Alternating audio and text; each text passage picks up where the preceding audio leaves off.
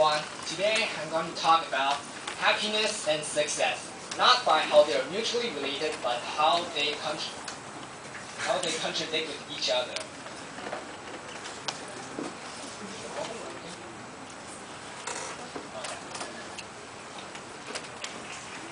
So before I start with my speech, I'm going to talk about a simple story first. Back in the ancient Greece, there was a story called Socrates making a raft.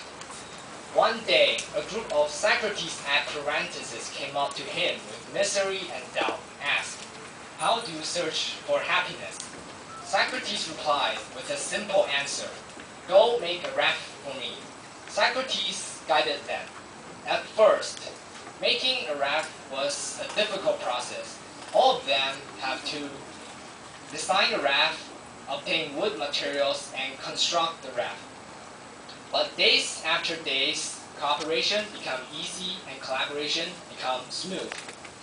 Building the raft is no longer fidgety and overwhelming. After 49 days of straight work, the raft was completed. Socrates finally asked his apprentices, "Are you happy?" His followers all replied with the same answer, "Yes, we are." A common question raised today is, how do you search for happiness? The answer is simple. Be optimistic and like what you're doing. When working on any task, our efficiency decreases as time increases. Primarily because the longer we work, the less focused and concentrated we become. Keeping a positive attitude promises you to have a good working track. The paradox of happiness and success states that this is a common misbelief. States that if I work harder, I'll be successful. If I'm more successful, I'll be happier. Unfortunately, this fact is proven false psychologically for a simple reason. Whenever one achieves a goal, the mind will automatically postpones happiness toward the unreachable. These kind of paradox further states that, the common examples to these paradox are, if you get a good grade, you think about how to get a better grade. If you get into a good school, you think about how to get into a better school. If you get a good job, you think about how to get a better job. If you achieve a market sale, if you meet a market sales target, you think about how to strive for a new one. By doing so, our mind postpones happiness toward the unreachable.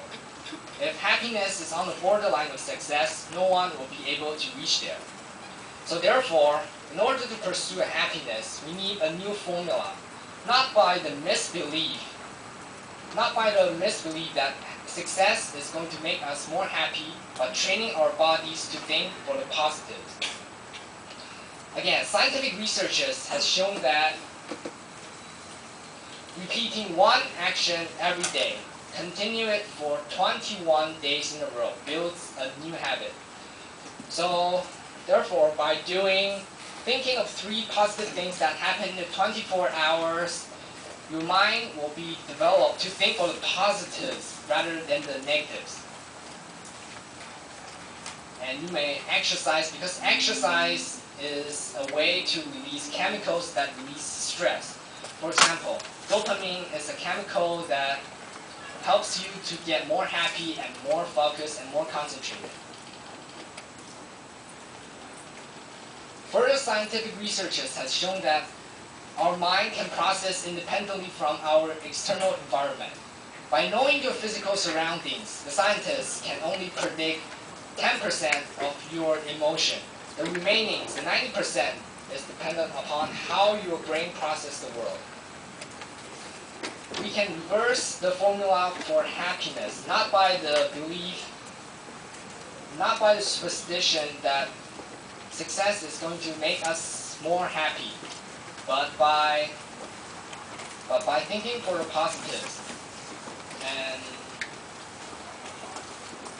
And therefore you will be able to see stress as a challenge instead of an obstacle or a burden. Thank you.